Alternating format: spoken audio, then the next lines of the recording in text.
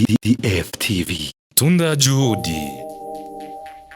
Nitwa DJ Fanny 257 nkabandi CEO wa DFTV 257.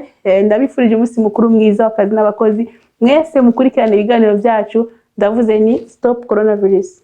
Nitwa Soso Black nkaba ndi umuvidographe wo muri DFTV.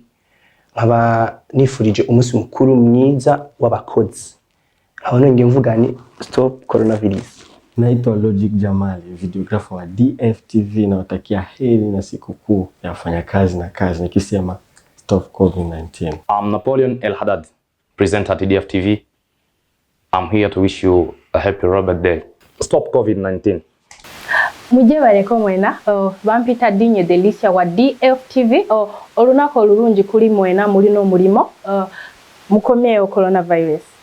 Nitwa Blaise Santi. Nitwa Tony Esdras. Nitwa Mauridi Toy. Tukaba turi abajournaliste bo kuri DFTV. Tukaba tubifurije umunsi mukuru mwiza w'abakozi n'akazi. Twese tuvuze duti Stop coronavirus. Je m'appelle Joël, je suis journaliste de DFTV. Je souhaite une bonne fête à tous les travailleurs du monde. Je dis stop coronavirus. Banyita Deborah Mugisha, nkaba ndi journaliste wa DFTV.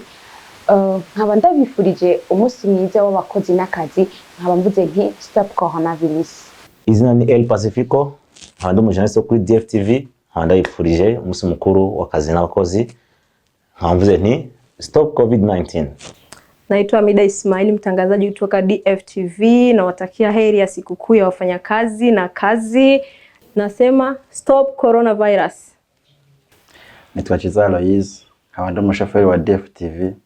Nkaba nifurije umunsi mukuru mwiza w'abakozi n'akazi, stop coronavirus. Nitwa Jean Kibagenzi, ni umujournaliste wa DFTV. Nkaba nifurije umunsi mukuru mwiza w'abakozi n'akazi, nkaba mvuze ati stop coronavirus. DFTV. Tunda juhudi.